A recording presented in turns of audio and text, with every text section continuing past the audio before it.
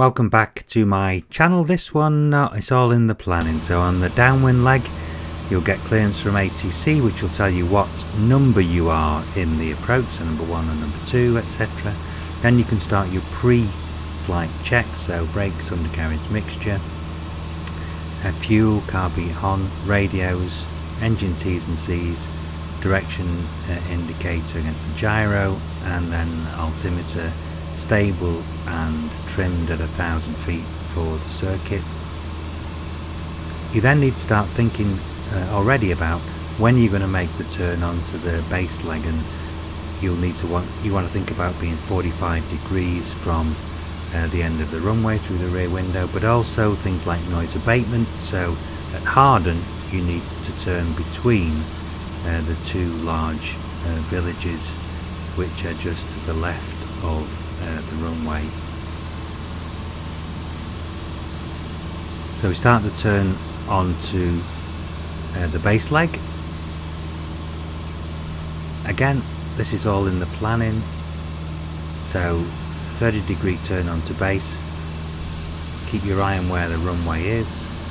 Once you're stable on base, then power to 1500, hold back on the yoke, make sure that you are in the arc, the wide arc, and then you can get your first stage of flaps and trim for the 70 knot approach.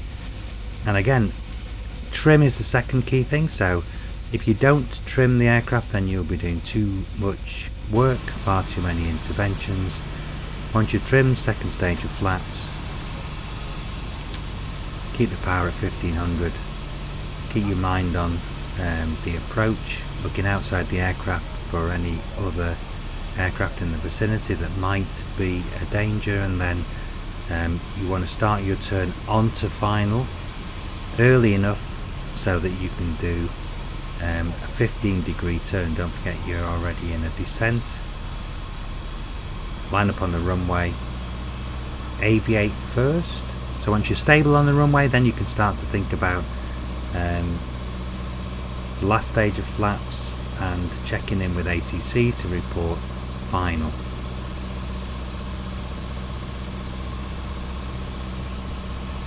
So this bit is all about stability, and you saw in the earlier videos I tend to go in a bit too low. I do tend to intervene a little bit too much as well, so you want to be trimming the aircraft properly so that it's stable. So you've seen in the earlier videos me say I sometimes are going a bit too low. There's a high workload at this point, hand on the throttle, pitch forward and backwards for speed, and then adjust the throttle for height to keep the trajectory to the fixed point on the runway.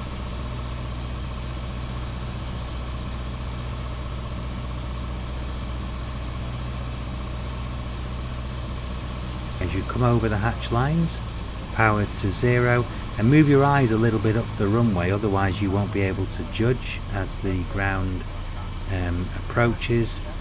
Hold back on the yoke, and then allow the aircraft to float down onto the runway. Otherwise, again, as you look at the mistakes in the circuit, you will either bounce or balloon.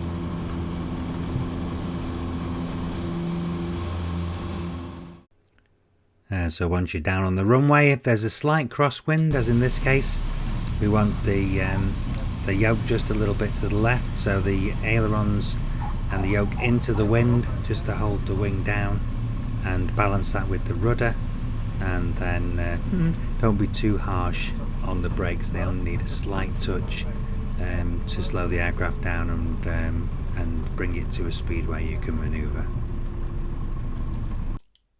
Okay, that's all I've got for you in this video. If you liked it, please like it. Subscribe if you want to be notified when videos are uploaded. Leave any comments, and I'll catch you next time.